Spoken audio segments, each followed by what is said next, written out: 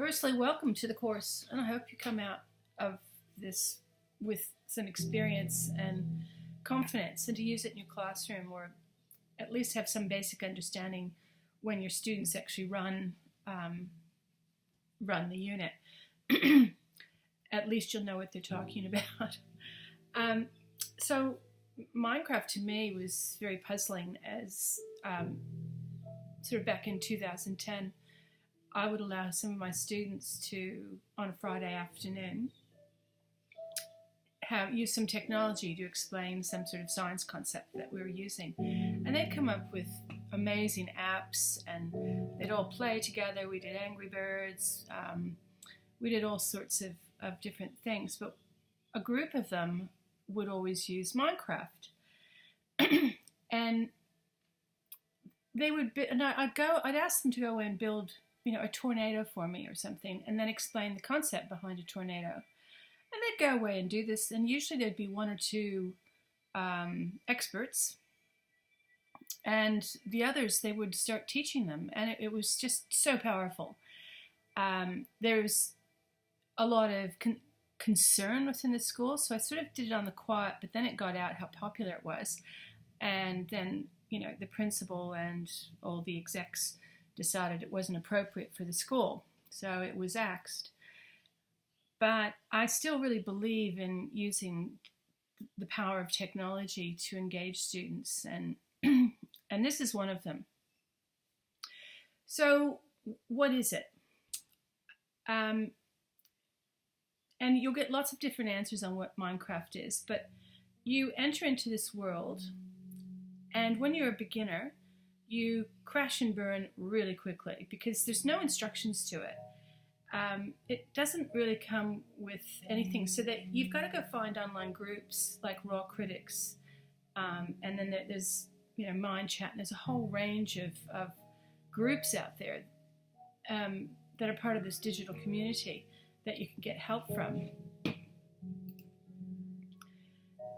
And so it could be just described as an MMO, which is a multi-something organization. It's for multiple players. It also just starts with a 1 meter block, so it's also like Lego. So it's sort of like what the name says. It's Minecraft. You're mining for things, but you're also crafting things around you. And without going into too much other detail, there's sort of two modes that you can go into. There's a few more, but basically there's survival and there's creativity. So in survival mode, it's really, really scary. I find it really scary. Like there's zombies and all these creatures in there that kill you. And it's dark, and it's the music sound, and it's really creepy. So I don't really like it, but the students love it. And then there's the creative mode, where you're given all your materials, and it's all there for you, and then you just go away and create. So that's kind of a little bit of what Minecraft is. And so some of the background is like, why is it getting so popular, and why use it? And the thing is, it fulfills all these different things and more. It engages students. It's fun. Now, fun doesn't necessarily mean engagement, but they get a lot of enjoyment out of it, which increases, their need for doing it. It's highly creative, with building all sorts of constructions, from Game of Thrones to bridges and cities and towns and anything, tornadoes. You can also differentiate this really well. And there's leadership and collaboration. So we'll just look at a few of these. So in collaboration,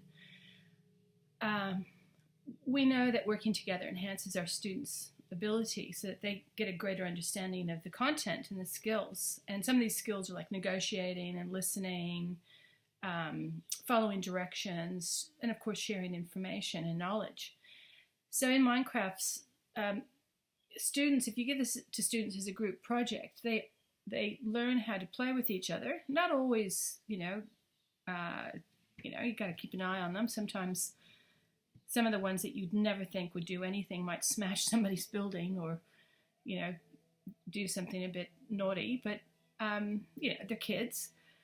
But it also, they learn how to work on projects by getting information and researching together, and the students start to plan and build and present things as a group, and it's highly collaborative, and it enables them to use chat, and I would suggest having chat on, because then you can see, as the teacher, you can see what they're saying, and the conversation. So it's important that the game goes smoothly.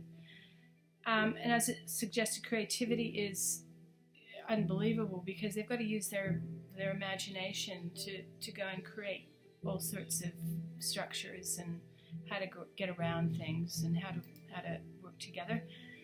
And then there's differentiation, which I was saying, with differentiation, students will all learn at different ways, and in this platform they can all come into it at their own angle. What are they good at? What can they contribute to the group? And then digital citizenship is a really interesting one, because now if you choose to use Minecraft Education Edition, it's all on the school server and it's protected, so it's not as, it's much more forgiving than, let's say, if you just got Minecraft and put it on a server that others can enter into.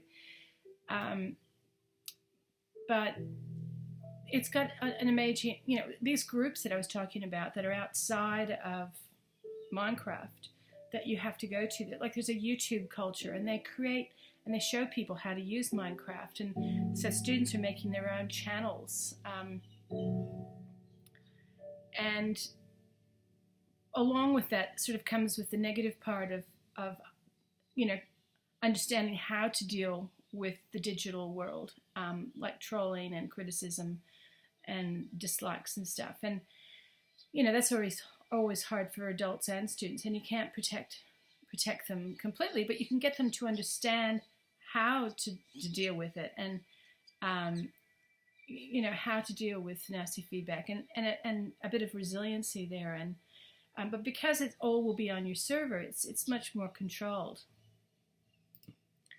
And of course, leadership, because as I was mentioning, other students will get in there who are experts, and they'll be really happy to show off their skills to other students. And it's almost, a very student-centered kind of learning, where you get, the experts and the ones that have other skills that they can bring into the game, and then others who are interested but sort of, will just observe, and, but then you can give them certain tasks to go and do. So there's a lot of leadership that evolves out of this, or it's created out of this game.